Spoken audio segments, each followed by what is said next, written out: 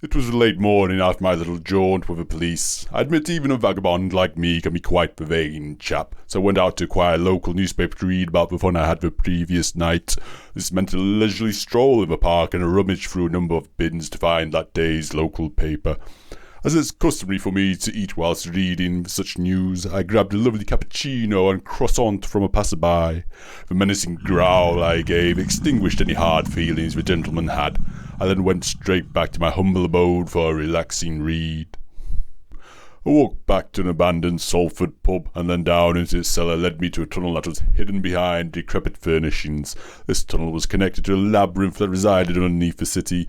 Underground Manchester was filled with abandoned air raid shelters, shops, cellars, a failed subterranean transit system, public toilets, sewerage systems, and tunnel upon interlinked tunnel. It was all wonderfully built up to a point, and in the hope that thousands would regularly utilise this underground system, but for a myriad of reasons all further development ceased. These catacombs became my neighbourhood, and down there a disused shop that was decorated with faded and dusty paintings of a sunny English countryside was my home. Within the shop I was able to rig up a source of electricity from a power box that was fortunately still active and had been put in place for the attempted subway system. It did mean a kilometre's worth of cabling was required for my home to receive electricity, but it was worth the effort as energy allowed me light and heat. The news story is on the front page in big black bolden letters, but is not what I had expected. The story talked about officers and the reasons why they entered the park, but there's no mention of the fun I had with them. Instead, there's a story about how all 6 officers were missing without a trace. I was flummoxed. Then the image of a black Scottish terrier merrily trotting along the path played throughout my mind. A pang of fear jumped out when, during this reel of memory, the dog stopped, looked straight into my eyes, and gave me a cheeky wink. I shook myself out of my silly imaginations. Rather than further think about the matter, I decided to stay focused on my main goal at hand. I went into my study, which used to be a storage room off the abandoned shop. I walked into the large room filled with stack upon stack of books, to the point where the entirety of the floor and the walls were covered by a layer of such literature. Even the furnishings were actual books haphazardly placed together. A large make-do book sofa was in the middle of the room. The desk was simply stacks of books placed next to each other until they were semi-uniform metre-high cuboid. The room wasn't as chaotic as it sounded, as each part was organised into genres and alphabetically placed in accordance with the author's names. I grabbed a couple of big black bin liners that sat in the corner of the room and pulled out my plans from the bags. On numerous bits of paper were cute, colourful writings at the top saying Operation Fuzzy Freedom, and then information I'd collected about the multinational chemical company Oso. Scribbled bits of information from the company's social media web pages and their own publications were the beginnings of my research. These came via the library computers as there was no internet down in my home. I grinned to myself as I came across the collated information from my fishing exercise on social media. I never knew being so duplicitous could be so gloriously entertaining. I was also quite dumbfounded about how much information I was able to acquire simply by creating fake profiles of recently divorced voluptuous vixens. The one unfortunate consequence, though, was that I had been sent at least 100 pictures of erect penises. I had picked one of these deceived Oso employees for a more personal interaction by way of home invasion after I acquired his address online. From this, I ultimately ended up with the home address of Oso's sales director. I continued to flip through a month's worth of reconnaissance work staking out the sales director's property. I came across a perceived blueprint of his home in leafy green Wilmslow, Cheshire, all of which I developed through such intelligence gathering. I folded it and put it in my pocket, then looked at a pocket watch in my jacket and realised gloomily that there was still a fair few hours before it would be dark enough for me to put my plan into action. To take my focus away from the long wait, I opted to read and picked up a random book. Fortunately, a Dostoevsky novel found its way into my hand and I made myself comfortable on my makeshift sofa. Just as I finished the novel, I saw that it was time to leave. It took a few hours of jogging down back roads, through fields, wooded areas and alleyways of increasingly dark Monday evening before I reached the sales director's home. His house was a small mansion that was enclosed by a tall and viciously pointy fence that separated it from the woods that encircled it. The architecture was a modern interpretation of a Georgian home. This created a certain peculiarity, as large modern bay windows behind the master's bedroom's balcony did not quite match with its traditional aesthetics. That being said, I could not complain too much, as the woods around the home were the most generous with regards to hiding my presence. A difficult aspect of the mission was that there was a pair of German Shepherd guard dogs stalking the grounds. Being a veteran of home invasions, I had encountered many a guard dog, and like others before them, these two caused some issues. They prevented me from getting too close to my target and barked at me if I got too close to the fence. Fortunately, I was very well prepared for these two nuisances. I waited in excitement until it was 9 p.m, as that was when all the housekeeping staff left like clockwork every night. Fortunately, today was no different. On most weekdays, what would usually happen after this was that an escort or two would visit 20 minutes later, but for whatever reason, every Monday the director opted to be alone. Even though this was the case, I decided to wait another hour to make sure that there would be no visitors that night, and for the sun to fully disappear.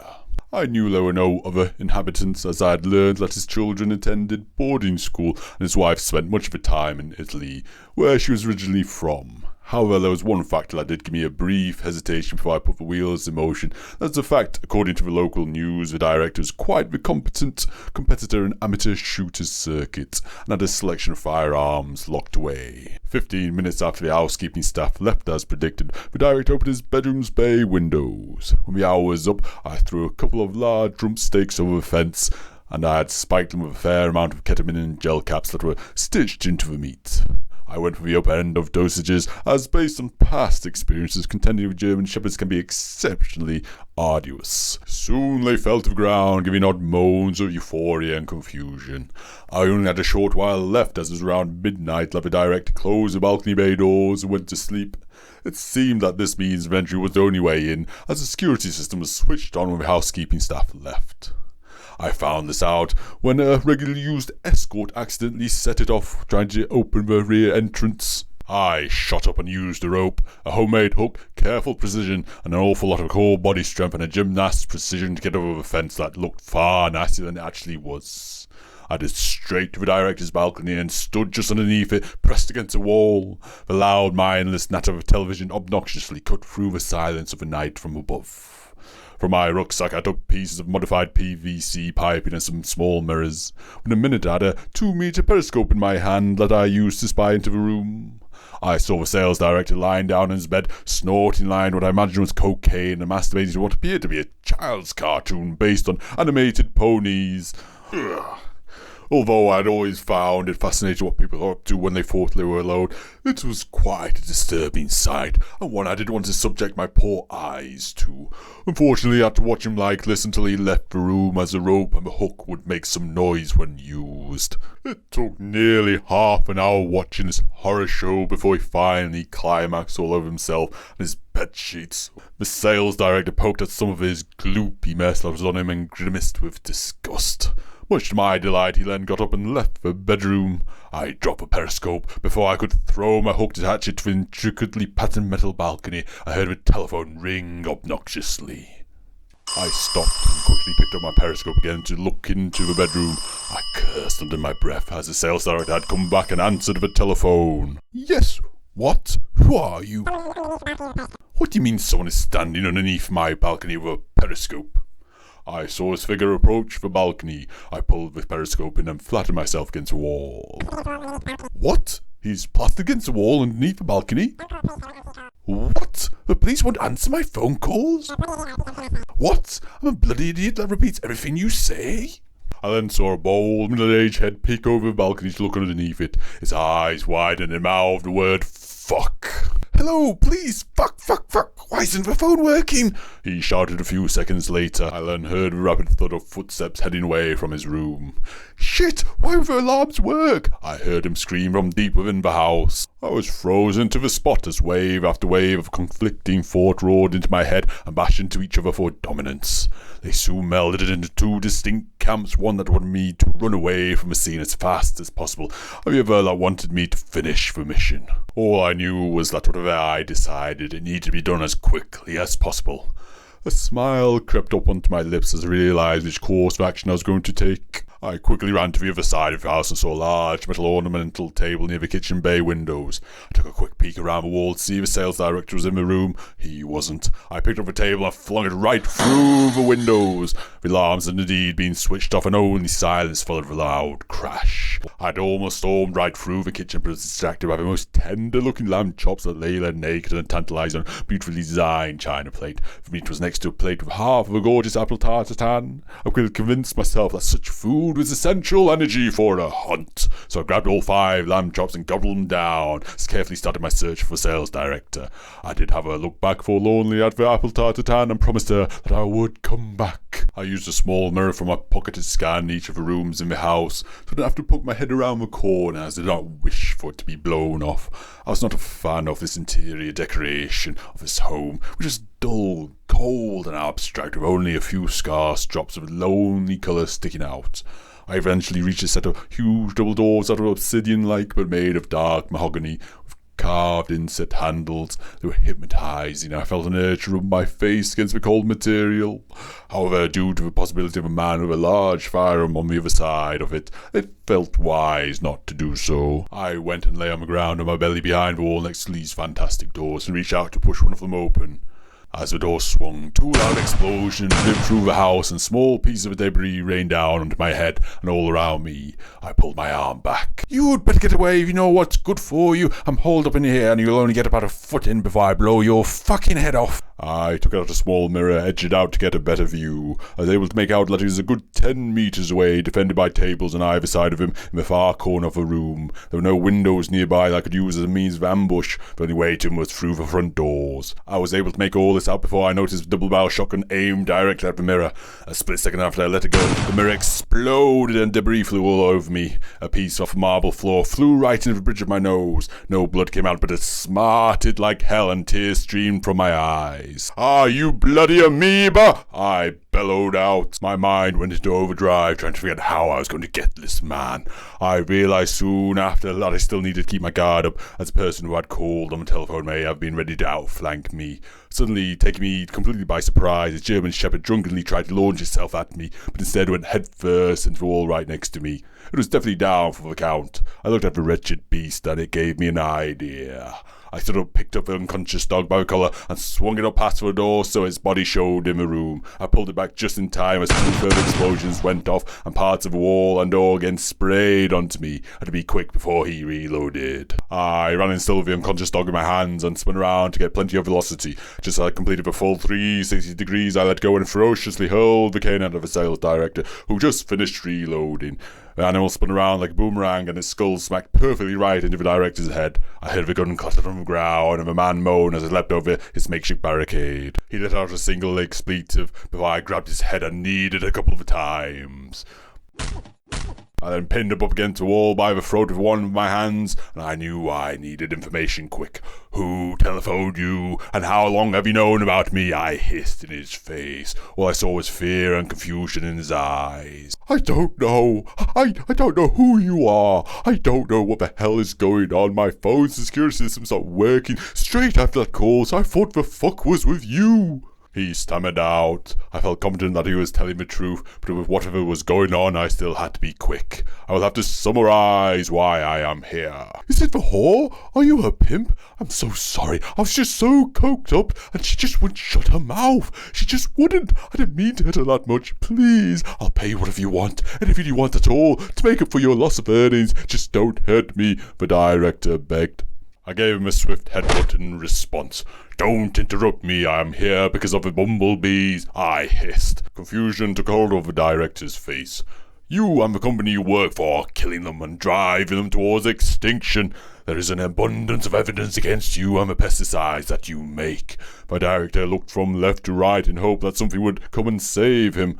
Since the banning of neonicotinoids, only OSO has been able to innovate a chemical similar enough to do the same damage but dissimilar enough to bypass the ban. Soon others will follow suit. I'm here to prevent...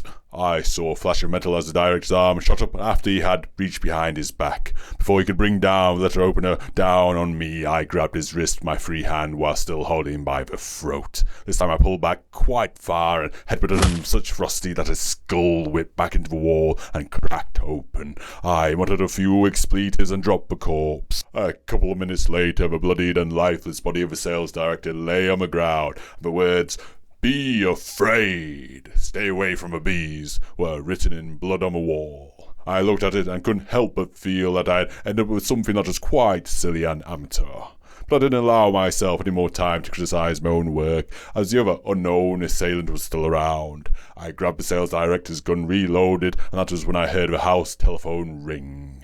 The ringtone had an overbearing menace that stabbed out throughout the silent house. I could not explain it, but my previous excitement quickly transformed into pulsations of fear. It was just a telephone ringing, but each jolt of its noise caused all the hairs of my body to stand on end. Beads of sweat populated my brow, my mouth went dry. Even though every part of me told me not to answer it, to make haste when I get away, for some reason I felt powerless and carefully followed the noise. With the director's gun in my hand, I soon found the phone in the hallway and apprehensively picked it up. Ha! Ha! Ha! That was a bloody splendid good show, my boy. Well done to you. I especially love what you did with a dog. Bloody good job. I thought you had got yourself in a right old pickle, but then bam! You pulled out of the bag. Ha! Ha!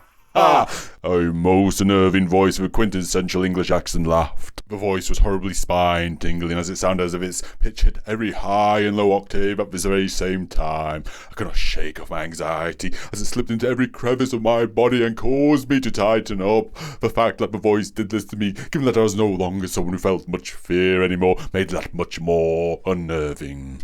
"Who are you?" was all I could horse out. "You're such a delightful entertainer, my dear boy. I'll have to clean up the scene again for you, but it's the least that I can do. Don't you worry yourself about it. I'll see you shortly." The phone clicked and went completely dead. I couldn't believe what I just heard. The phone and gun fell out of my hands due to the shock. Rather than stew on what had just occurred, fear ordered me to pick up what I had brought with me and run. Within seconds I was sprinting away from the director's home as fast as my legs would carry me. The air began to feel like glass scraping against my lungs and throat, but even so I still ran and ran and ran. When I finally stopped, I regained some of my breath. I cursed myself for not having brought the gun, and also I had not brought the apple tartatan.